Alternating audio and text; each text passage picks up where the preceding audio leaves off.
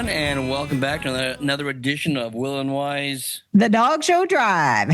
Yes, I'm Will Alexander. And I'm Y.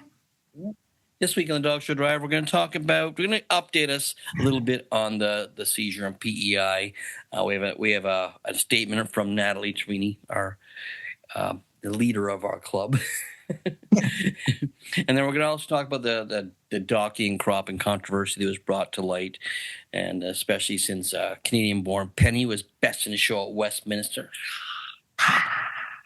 All that. Oh, we have another story from the vault for everybody. Ooh. All that and more on this week's edition of Will and Wise, the Dog Show Drive.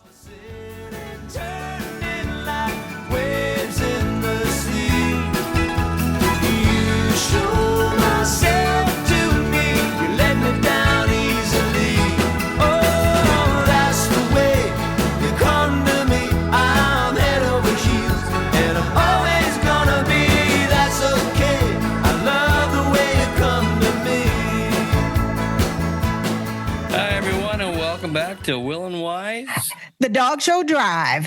Yeah, yep. I'm Will Alexander. And I'm Y. I don't know why. I do, because you're lazy and you didn't want to say Yvonne. So you just called me Y. And that is the story, folks. There, another episode of The Vault right off the top. There you go. Yeah, there you go. How was your weekend? My weekend was good. Valentine's was Saturday. Went out for dinner.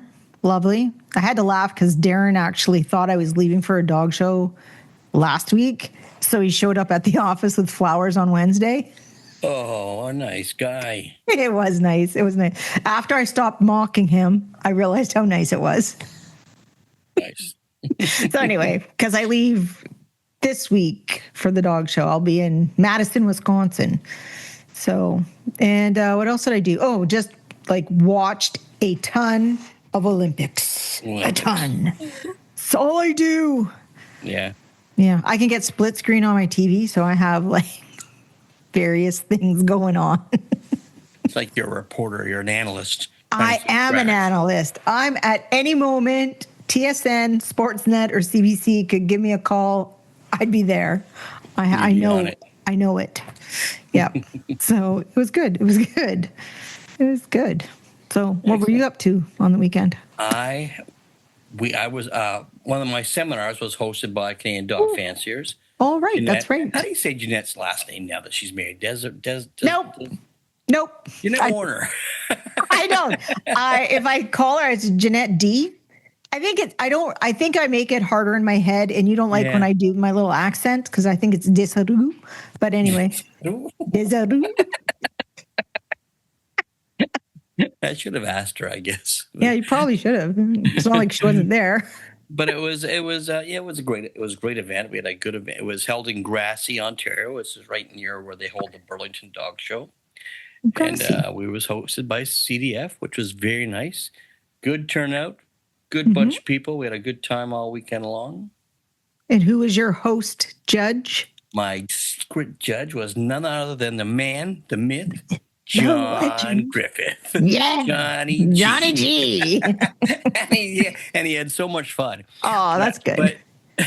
But he goes over dogs toward like Len Reese. How are you? And he bangs him on the side. That's such a good puppy. Them, right? He loves every one of them. And then when he has his winners out there, he's got the four of them out there. Well, he spooked Jeanette and I because we were hiding in the kitchen watching, right? So he goes, 1, 2, 3. I'm like, thank God he wasn't judging Afghan, especially or something like that. Because he was just, but he had fun. Oh, that's good. That's funny. Yeah. Oh, Johnny. What do you think you're, Danny? Can you know? Let's rock and roll. 1, 2, 3. There's nothing wrong with a little flair. Oh, he did great. He did great. That's good. So, yeah, it was a great turnout. It was a lot of fun. We had lots of fun with lots of people. Oh, good. And I got to see Lauren and Jean Brunton came up. Yes, Jean. There's two sisters, Jean and June, and they're identical twins. and I've loved them for 50 plus years. Yes. And I'm sure I call one June and one Jean, one Jean, one June. I'm sure I do every time. And I always have to slow down my thought process. Think, okay, that's Jean. That's June. I'm sure they're used to it. I'm sure they are. You just feel bad. Yeah. At one point, they were in the building, and there's like 30 odd people in the building. And we've known each other the longest. We've known each other for like 52 years. All right. Because you're older than dirt. But we had a really good time. Oh, that's good. That's good. Really good time.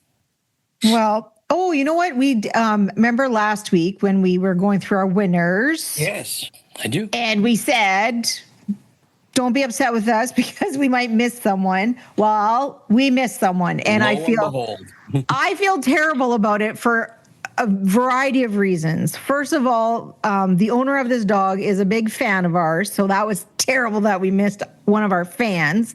And secondly, the dog's handler, I sat and talked to for probably a half an hour to 45 minutes before they went in the ring.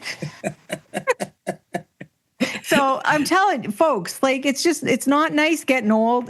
Menopausal brain, it's a thing. Yeah, but see, we were given a list by our staff, Megan. Yeah, it wasn't us. We're like Ron Burgundy. If it's not on the paper, it's not coming out. Read it. And also the CKC, because Megan actually told me she got the list from the CKC, and the CKC missed this as well. So we would like to congratulate Sunny, the wire hair pointing Griffon. She went select bitch, and her handler was Shauna Bernardin, our very good friend. Yeah, friend of the show, Shauna Bernardin. Yes. And fans of the show, Ron and Mary Belt. Mary Belt, yes. Our utmost apologies, Mary. We really did not mean to miss you.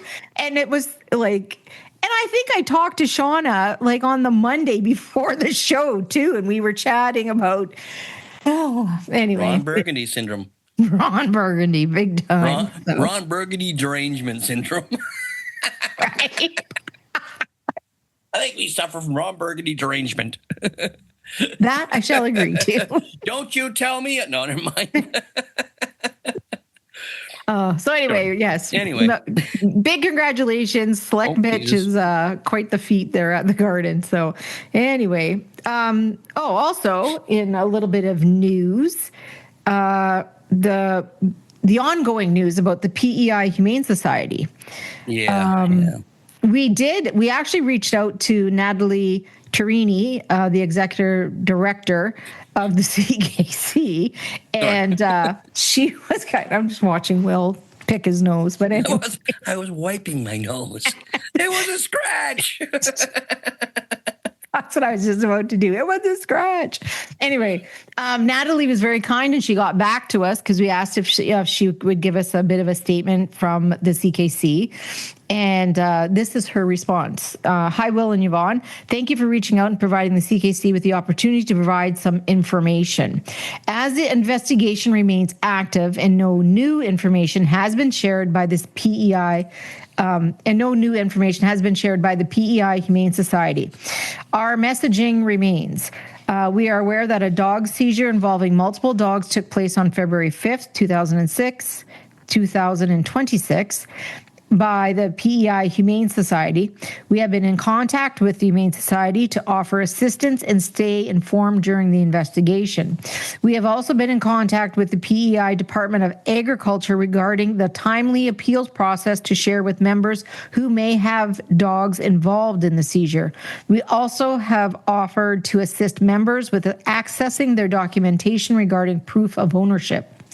We remain committed to supporting efforts that safeguard the health and well-being of the dogs involved. As this is an active investigation, all inquiries regarding the investigation should be redirected to the PEI Humane Society at area code 902-892-1190, extension 28, or APO at peihumanesociety.com, or to the PEI Department of Agriculture at area code 902-368-4880.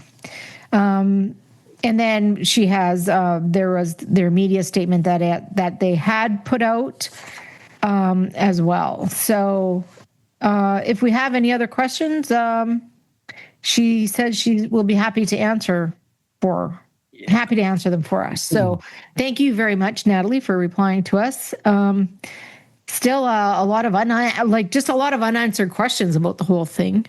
So, and we're kind of just sitting and waiting because we don't want to, like we said last week, we don't want to misspeak and give any disinformation or misinformation about the situation. So right now, it's just the welfare of the dogs we are all concerned about, because they're not with their owners or their handler. They're in the hands of Humane Society. So I'm sure people want that phone number so they can get a hold of them and see about the welfare of their dogs, For sure. So when we do get more information, more accurate and confirmed information, we will definitely share it with our listening crowd. So that's about it. Was there anything else exciting that we need to know of this weekend? No, I don't think so. I think there was any. Well, there was a dog show, but we'll get to that later. There was a dog show, and we'll get to that. But yeah, I think it was a pretty quiet weekend. That's because everybody was watching the Olympics. That's why. Yeah. That's why. Thursday. I have to admit, I only watched the hockey. No, I watch everything. Everything. I'm sure you do. I only watch hockey. I watch everything. The men's. I watch the hockey.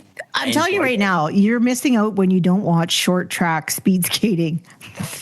That stuff is mental. First of all, I don't know how there's not more blood on the rink because their blades are so sharp.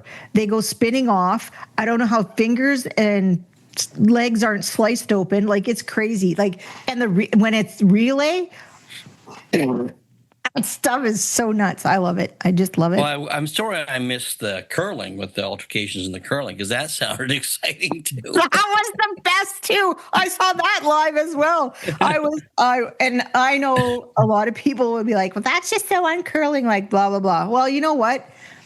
Good for him for sticking up and just like, we're always so, we always just lay down and let people tell us, how we're always so polite. Exactly. And Mark Kennedy just had it.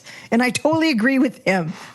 I first of all, when he did it though, I was like, whoa. And then I started laughing because it was hilarious. Yeah. And, he apologized after and he said, he's Canadian. I'm sorry. Of course he did. And, and he understands that he is a role model for a lot of young kids. And he said he could have handled himself better. I give him full marks for apologizing. And he was very gracious then. But, and I don't, as far as I'm concerned, unless you have actually competed at that level, been in those types of situations, you really can't say, well, you shouldn't have behaved that way. Because you know what? There's a lot of feelings and emotions that get going in sports.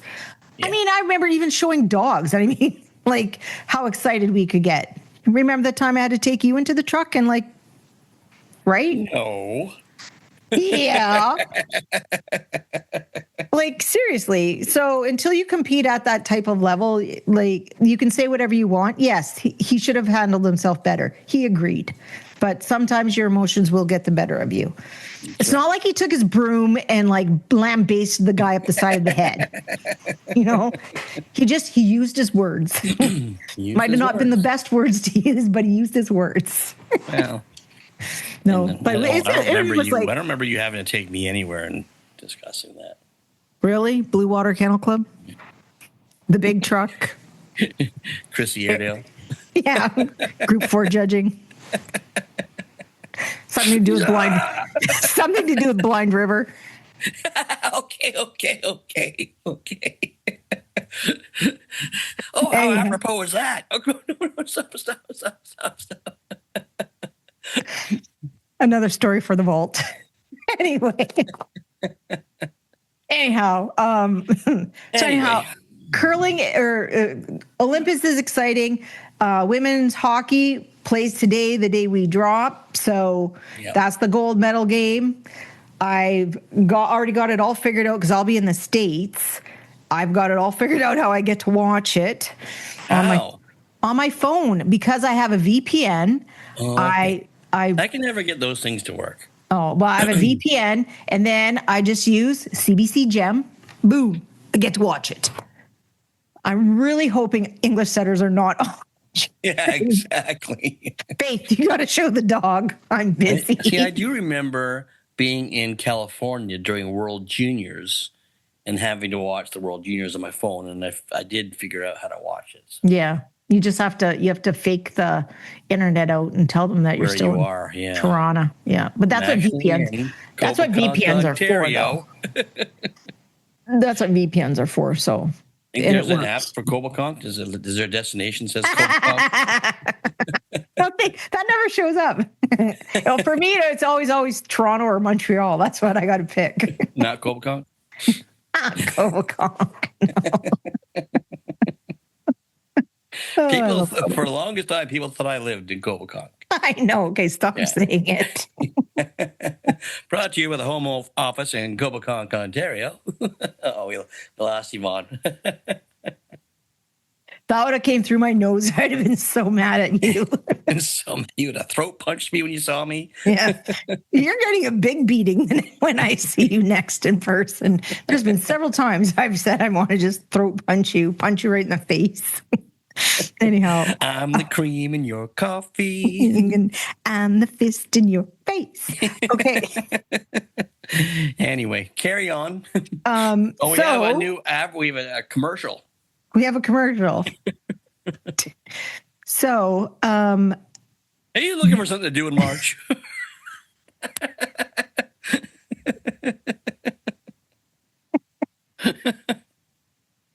You have to plan that out. Okay, so we should do next week. We should get a better commercial for this. All right, so we have to do March 21st, 22nd. Oh, that's the puppy gala. What's the full date? Is 19th. On the weekend of the 19th through the 22nd. Do you have nothing to do? Well, come on down to the Old York Kennel Club in Lindsay, Ontario, where it'll just be nothing but fun, and prizes. Yeah. So anyway, the Old York Kennel Club has their annual show, and there's lots of different events they're holding this year, aren't there, William? We sure do have a lot of events. Well, first of all, we have a Best Puppy and Show Gala, and that's brought to you by Pro Plan. By Pro Plan, yes, and the winner that is $1,000 prize. Yep, anybody can compete with puppies that gone Best Puppy and Show between the dates of March 6th, 2025 to March 20th, 2026. They're all eligible to compete within those dates. Nice. Nice. And it's going to be exciting. Yeah, that should be. The judge for that is going to be Jason Hoke from Madison, Wisconsin. Where I'm going to be this week. Anyway. You see him there. Say hi to him. Remind him he's judging in Lindsay, Ontario. I shall. In a month, you have to go to Lindsay. And then there's also the Bred by Exhibitor competition. And that's going to be held on Saturday, March the 21st. Also with $1,000 cash prize. Yep. And that judge is none other than friend of the show, Bill McFadden. From California. Yeah, Bill and Taffy are both coming in to officiate at this show. And Taffy will be doing the owner handler competition, which will be held on Sunday, March 22nd. And that, too, has a grand prize of $1,000. Yeah. And there's also 2 special baby puppy competitions there, too. There is? And they're judged. More? Yep, and they're judged by friends of the show, Michelle Yaden and Doug McIntyre. Michelle's from BC, and Doug is from New Brunswick. We all know friend of the show, Doug, Dr. McIntyre. Dr. McIntyre, yes. There is 14 specialty shows, 15 boosters. It's going to be quite an event. We have a surprise happening on Saturday, too. What's that? I can't tell you. That wouldn't be a surprise then. So. Well, that's just... And here, let's go. I'm not just a client. I'm the president. And I'm going to list off the judging panel for the dog show. So Allison Alexander, friend of the show from British Columbia. David Fitzpatrick from the U.S. Fresh off Best in Show judging at Westminster Kennel Club. Fresh. Kirsten Francis from Ontario, Randy Guerin from the U.S., as we said, Jason Hoke from the U.S., Anne Ingram from Ireland. She will be attending as well. It'll be great to see Anne. Yes. And then we have Virginia Line from British Columbia, and Sean. How excited will everybody be to see Virginia Line judging again? Yeah. That'll be exciting. And then Sean Nichols also from British Columbia, and Ramon Podesta from Chile. Ramon Podesta from Chile. Ramon.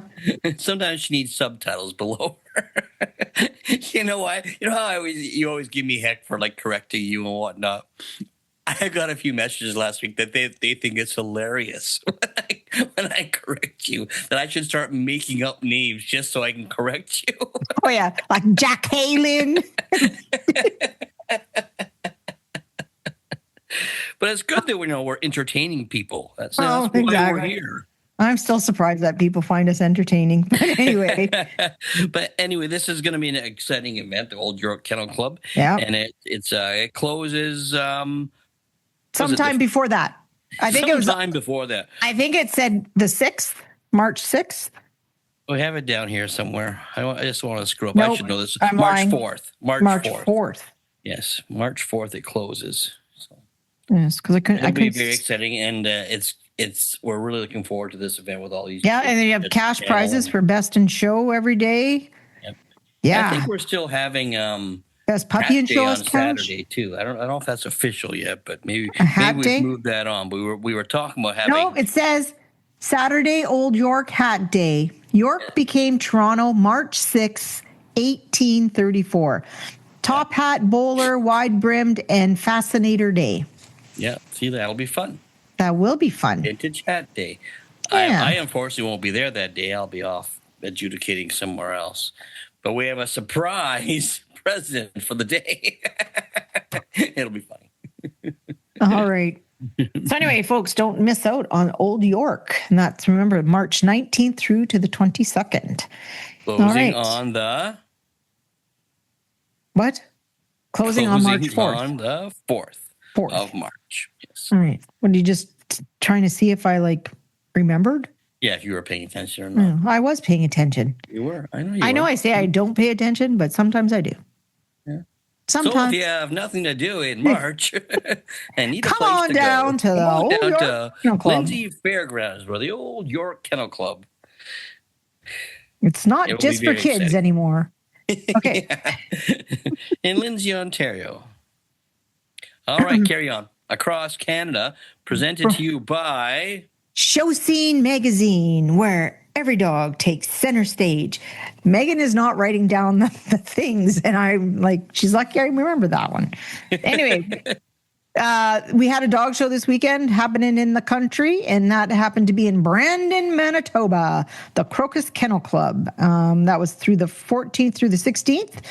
And she said, do you see what it says? It says Brando, Manitoba. What are you trying to be more cool? You never invite me over for coffee. Yeah. You don't drink coffee anymore.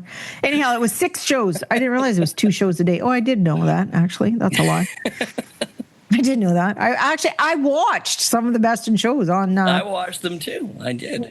Because it was at the end of the Olympic coverage, so then I could watch them. I just thought it was part of the Olympics. I thought, Jesus. Sometimes you never know without a dog show. So their total entry was 1,064 dogs, which is up from the previous year of 1,029 dogs. So not bad. Up a few dogs. I wonder what the temperature was like in Brandon that weekend. I don't think it was that terrible. It can be. Oh, we know it. Cold there. We know it. Anyway, that was Across Canada, brought to you by Show Scene Magazine. Show Scene, where every dog takes center stage. Just be you. Yes. So now we have our upcoming shows, brought to you by Canuck Dogs, your source for Canadian dog show events online. Yep. So Megan's got us into March. She's got us into March already. So Prince Albert Kennel and Obedience Club held in Prince... I'll be moved by then. Can you believe that? Anyway, sorry. Go ahead. Moved. Prince Albert, Saskatchewan, March 13th through the 15th, closing on February 28th. and that's 6 all-breed shows. And then we'll have in Scarborough Kennel Club held in Lindsay, Ontario, the same weekend, March 13th through the 15th, closing on February 25th. And that's 3 all-breed shows and limited breed shows for groups 1, 5, and the UK breeds. That's a lot of breeds, isn't it? UK Yeah, breeds? it is. Yeah. That's like most of the terriers. Lots. A lot of dogs. There's a lot of dogs with UK backgrounds. Yeah, like lots. Yeah. Anyway, and then also in Victoriaville, Quebec. She didn't give me the kennel club name, though. Sorry. So the show being held in Victoriaville, Quebec. Start date is March 13th through the 15th, and it's closing on March the 3rd. And that's 3 all-breed shows and limited breed shows for groups 1, 3, 7, and 4. And then we have 4 obedience trials. Oh, no. Pardon me. I misread that. Limited breed shows for groups 1, 3, and 7, 4 obedience trials, and 4 rally obedience trials. And just let me check my notes from last week. See if you have the kennel club. Yeah. I just might. Club Kennel de l'Estrie. Oh, nice. So you keep notes from last week. You keep notes while we're doing this. Look at Well, you. yes, I keep notes. No, it's not that I don't put anything away, but yes, I keep notes from last week. So it's almost like you're keeping the minutes of this event. I do. Podcast. I do. I put them in I have a drawer. That's great. I keep them all there. Yeah. We Sometimes put them you in know a time capsule at some point and leave them for 100 years. And time capsule. yeah. Before a time capsule comes, I think probably a spark will come first and light everything on fire. So that closes on March 3rd. And like I said, 3 all-breed shows, limited shows, obedience trials, and rally trials. And then we have Old York Kennel Club in Lindsay, Ontario, March 19th through the 22nd, closing on March the 4th. It has 4 all-breed shows, limited breed shows for groups 1, 3, 5, and 6, and all of a the whole bunch of other things we talked about earlier. Extravaganza. That's what it should be. The Old York Extravaganza. That's what I like. I like that word. You do. You put a little bit of an accent on that too. Extravaganza. Okay. So anyway, Yep. Then we also have... We sell cars. We sell cars. We sell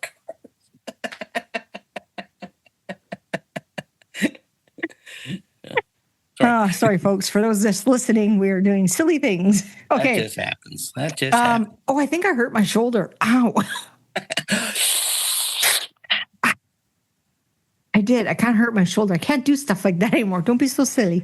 Okay, so we still have more shows in March. Look at yes, we're getting the dog show. The dog spring show in March here is moving forward.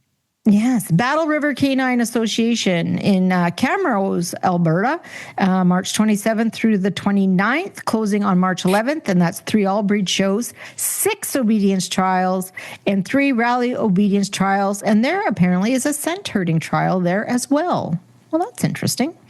And then the Newfoundland All-Breed Kennel Club in St. John's, Newfoundland, March 28th through the 29th, closes on March 18th, and that's 4 all-breed shows. And you're not done there. Megan's got us going into April. I'm not going into April. Okay, we'll save April for next week. Good idea, Yvonne. Yeah, because what happens is then I read all that, and then you tell me we're getting short on time, and then, I don't get to tell all my stories I wanted to tell. And just if you want us to spotlight your kennel club the way we spotlighted your Old York Kennel Club, just contact Yvonne at dogshowtips@gmail.com. No, not dogshowtips, dogshowdrive@gmail.com. Yep. And I'll actually put together a better advertisement than the Old York one. That was pretty good. That's our first know. Well, one. I did. That was kind of not last minute thing, but it was just, read this. Okay. Like Ron Burgundy. But we'll do better, So anyway, reminders for closing. Was if you want us to showcase your kennel club, please reach out to the Yes, we'll be more than happy. dogshowdrive@gmail.com. That's free, Bon.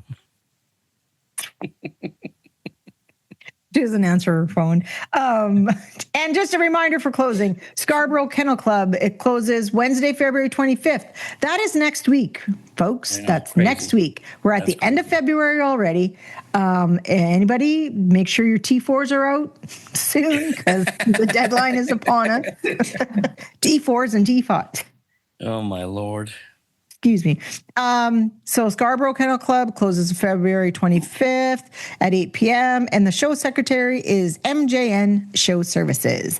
And that was brought to you by Canuck Dogs, your, see, I can't remember, your source for Canadian dog show events online. Wait, this just in. Oh.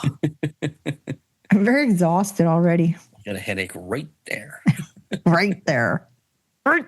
Okay, so now moving on to this week's topic, brought to you by the Leading Edge Dog Show Academy, where your success is our success. And if you go to the Old York Dog Show, you can see Allison Alexander right there. Yes, she'll be there judging. Yes. So this week is we are circling back to the cropping and docking debate, and we got a little bit of information, and then also in light with Penny the Doberman winning Best in Show. Cropping and docking. There's one of the breeds, the first foremost breeds that we talk about with cropping and docking. So. I've got they shortened up the article from Facebook regarding the situation since Penny's historic win. So the controversy reignited in the United States after the Westminster Doberman's win is not truly about cruelty, but about veterinary judgment. It is cultural and symbolic, rooted in an anthropocentric moral framework that presents itself as animal welfare. Though framed as an American debate, it largely reflects the European ethical model now being projected onto a very different North American legal and veterinary system. The Doberman in question exemplifies a traditional American type, ear cropping and tail docking remaining legal in the United States, performed by licensed veterinarians under anesthesia and professional standards, and recognized within AKC breed definitions. The growing pressures against these practices arise not through legislation, but through imported moral narratives that conflict with established American veterinary norms. The central claim that cropping and docking are unethical because they are not medically necessary resists on a flawed understanding of veterinary medicine. Modern practice routinely includes preventative and elective procedures that address potential future risks rather than present disease. Sterilizations, prophylactic surgeries, and corrective interventions all involve risk and pain, yet are accepted because they rely on professional risk-benefit analysis. Singling out cropping and docking on the basis of necessity alone is therefore inconsistent and scientifically incoherent. While tail docking remains the weaker element of the argument, ear cropping is more complex. When performed early by qualified veterinarians, its risks are well understood and relatively low. In practice, avoiding early intervention often results in later trauma, chronic injury, or more invasive corrective surgeries under worse conditions. From a clinical perspective, controlled early procedures may reduce overall harm. Absent from much public discussion is the impact on breed structure. Many working and guardian breeds were historically selected with cropping in mind. Eliminating it alters selection pressures, often leading to structural shifts that affect soundness, movement, injury risk, and long-term functionality. Core components of genuine animal welfare. These are not merely cosmetic changes, and their consequences are already observable in some countries. The Westminster Doberman provoked controversy not because it was harmed, but because it reaffirmed the continued recognition of traditional breed type within the American system. That recognition reflects evaluations of balance, soundness, and breed integrity under current U.S. standards, not nostalgia. The deeper risk is in this debate is the gradual displacement of veterinary judgment by ideological pressure imported from jurisdictions with different cultural and legal foundations. If professional discretion is undermined here, it will not stop with ears and tails. The erosion of trust in veterinary expertise threatens the broader framework that has long guided responsible animal care. At its core, this issue also involves freedom of choice, an uncomfortable but unavoidable truth. All breed selection is inherently anthropocentric. Dogs exist as breeds because humans have shaped them for functional, cultural, and aesthetic reasons over centuries. Prohibiting regulated legal procedures on purely moral grounds does not advance welfare. It enforces a single ethical vision while removing legitimate options. No one is compelled to crop, but others are barred from choosing. As breeds lose the defining characteristics that once attracted their stewards, interest, direction, and even functional survival are affected. Defending informed choice within the law and under veterinary oversight is not a denial of animal sentience. It is an honest acknowledgement of the human-animal relationship, one built on selection, responsibility, and transparency. Eliminating aesthetic options does not make the system more ethical. It makes it less free and less truthful about why breeds exist at all. So, yeah. And that was extreme. The full article, you can find it on Facebook, but it's a wonderful article. It is, and it does say a lot to, just losing your rights, starting to lose. And it touches on what happens to some of these breeds if they don't have these safety precautions done initially. Like you and I both know, like when we show dogs with dew claws that's unknown, that they are constantly getting hurt. Constantly getting hurt. And tails. If a dog, if they hurt their tail, it is constantly hurt. Like it is one of those things that takes forever to heal, and it becomes weaker each time. Yes, for sure. Yeah, and if you've ever had a dog, like often it happens with like pointers and setters. If you ever have a dog break open the end of their tail, that takes literally forever to heal. And if you're not on top of it, how fast an infection can get in there, and basically like you're docking it now because you don't have a choice. Yeah, and docking a 2-year-old dog's tail is a lot different from a 4-day-old puppy. Yeah, exactly. And I've seen it happen. I've seen where their dogs have gotten infections so bad they've had to have their tail docked at a inappropriate age. Yeah, exactly. Yeah, it's a safeguard, especially with some of those breeds, the guardian breeds that are used for such things, and a lot of people still use these breeds for their jobs. Yeah, for sure. Where I live right now in an area, it's a commercial area, and there's a lot of companies here, businesses here that have guard dogs, and they're all Rottweilers or Dobermans with their docked tails, and they understand why they need to be docked. Yep, for sure. And if anyone, have you ever had a dog with a hematoma in their ear? That too, I mean, forever to get rid of, forever. So I don't know. It's very frustrating for us. And I mean, I don't have a docked or a cropped breed, but I couldn't imagine the look of everything just changes so drastically. Oh, for sure. You fell in love with the breed because of their aesthetics. And let's face it, in the standard it says the look of the eagles. Well, they won't have the look of the eagles if if they are not looked after the way they were traditionally looked after. I mean, Louis Doberman did it for a reason. Yeah. Yeah, it was looking after the breed.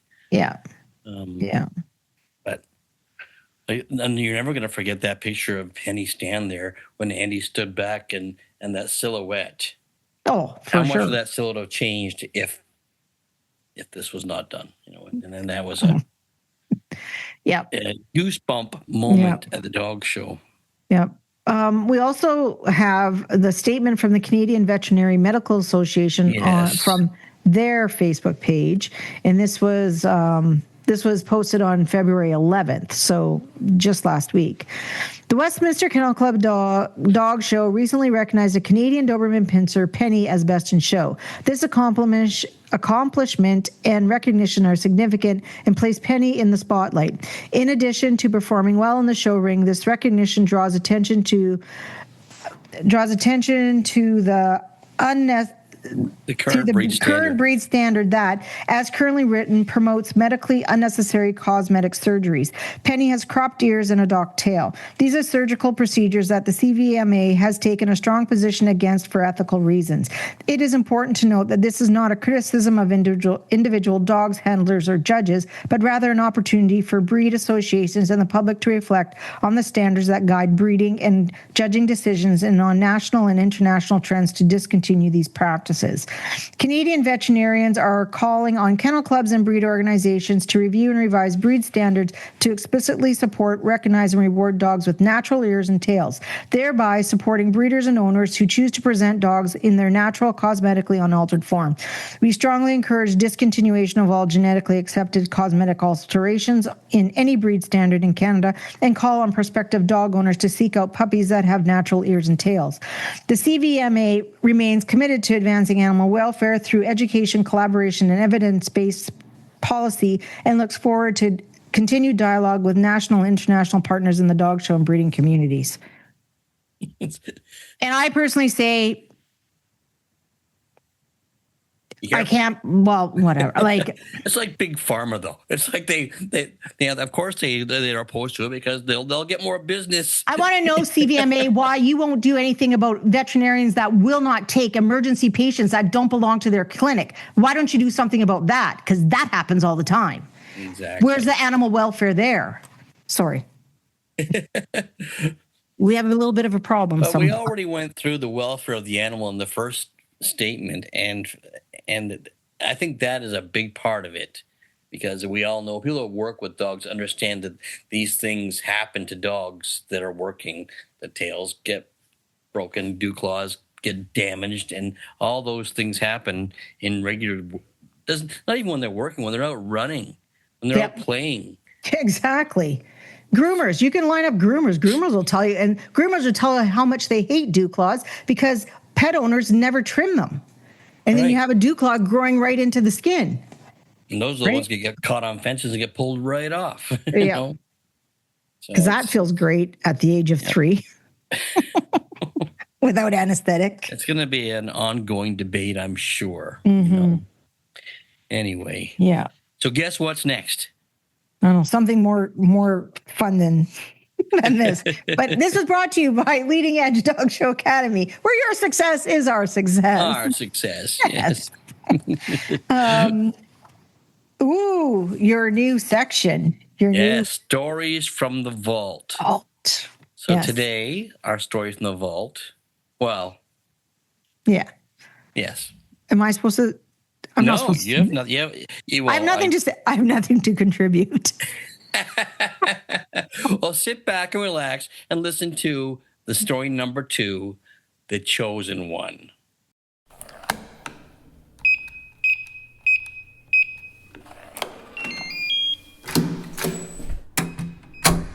Hi, everyone. Here's another one from the vault. I like to call this one The Chosen One.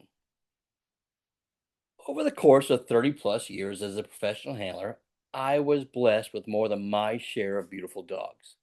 The kind of dogs that make you look forward to going to work each day.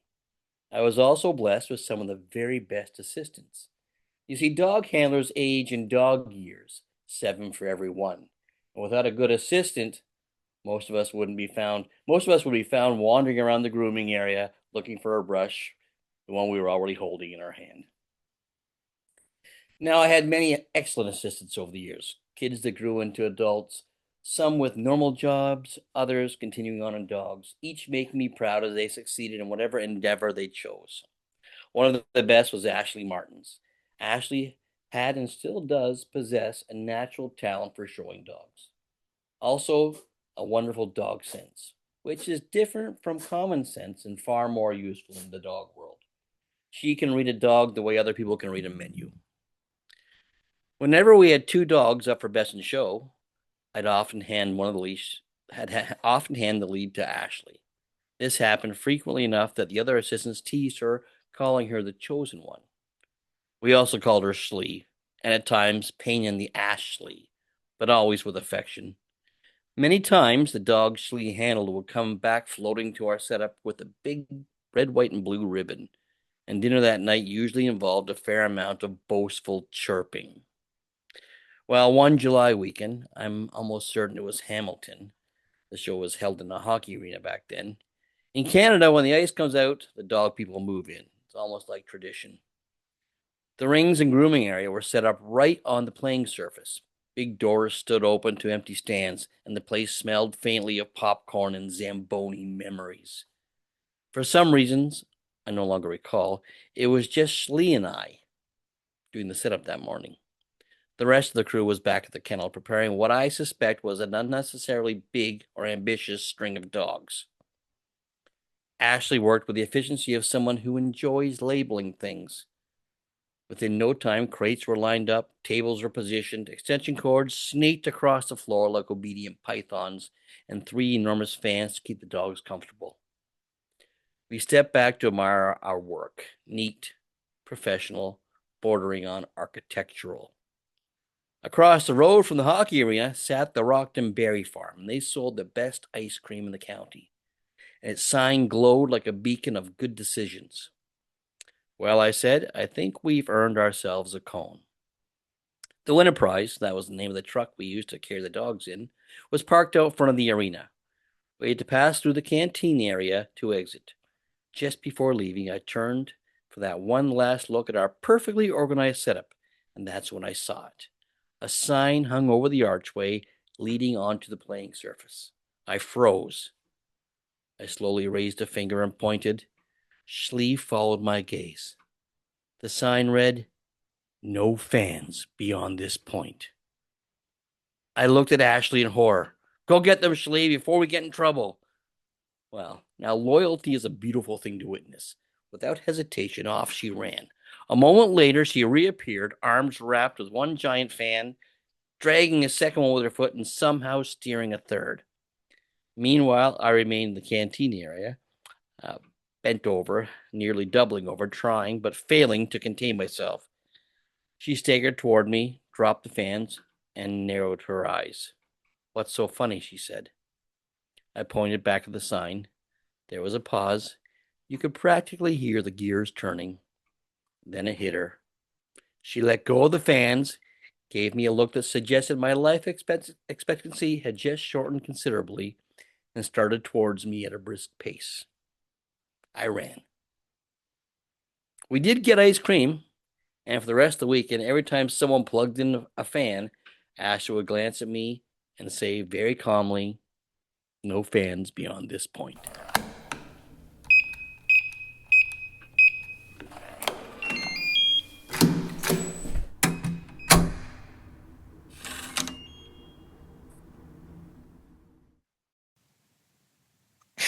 Oh, that's a good one.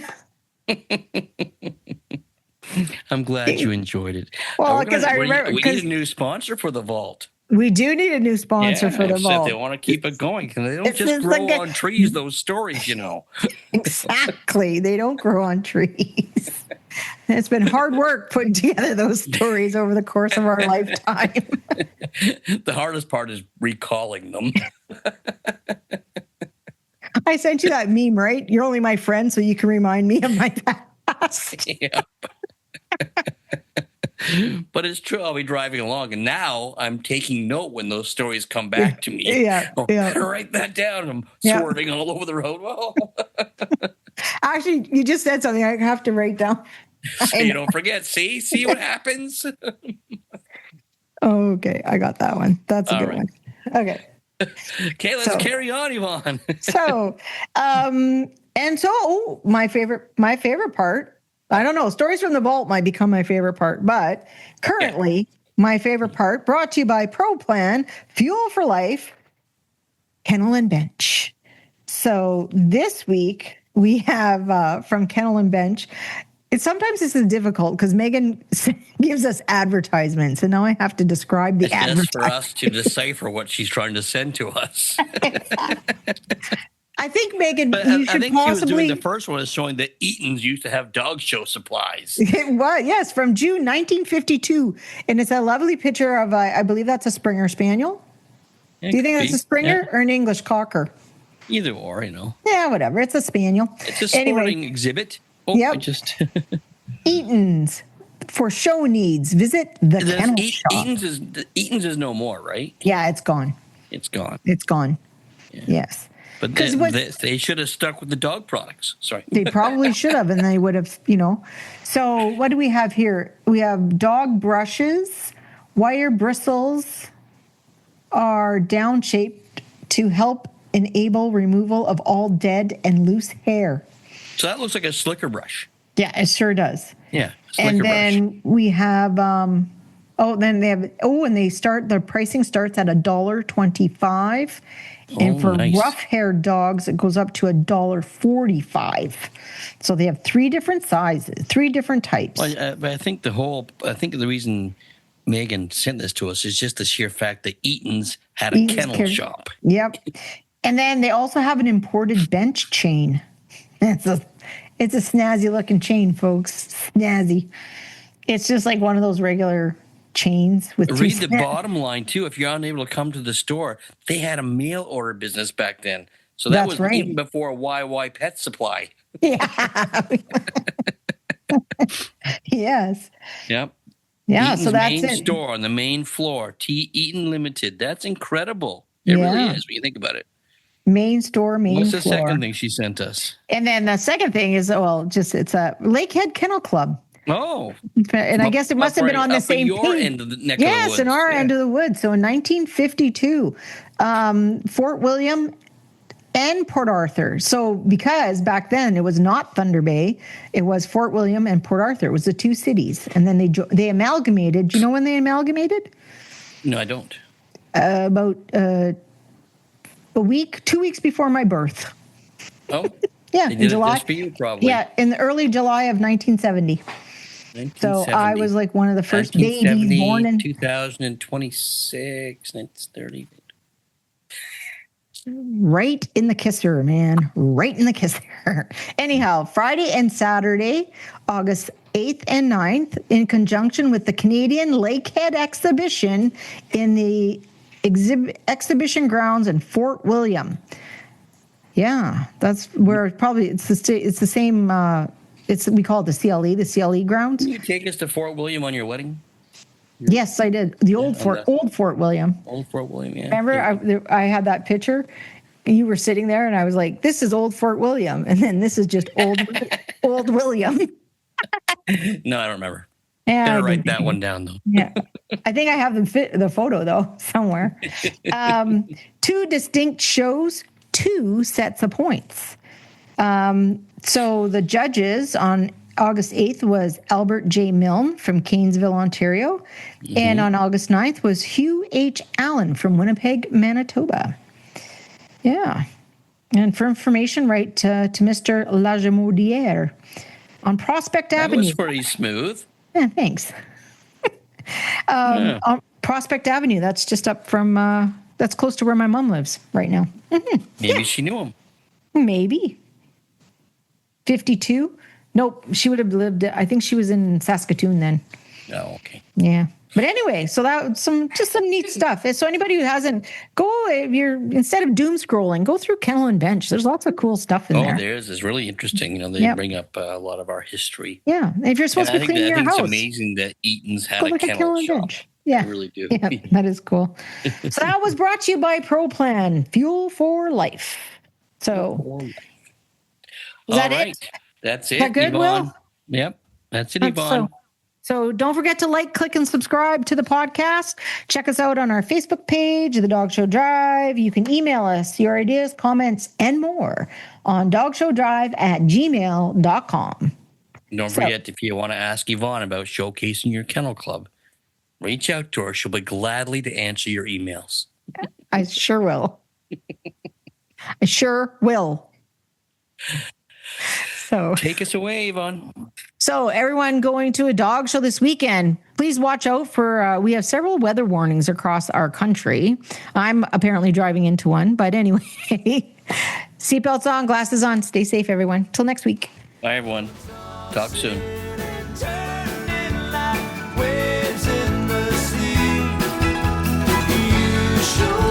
Say